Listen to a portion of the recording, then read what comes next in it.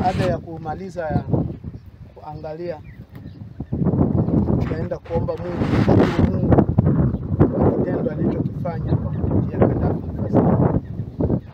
Tuomba Mungu Baba, katika jina la Yesu Kristo, uliye Bwana na Mwokozi wetu, Bwana wa salama na amani na ushindi, Mungu mwenye nguvu zote na mamlaka yote.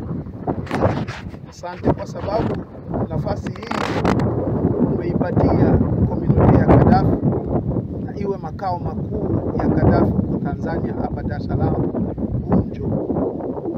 Mungu, tunaacha nafasi hii mikononi.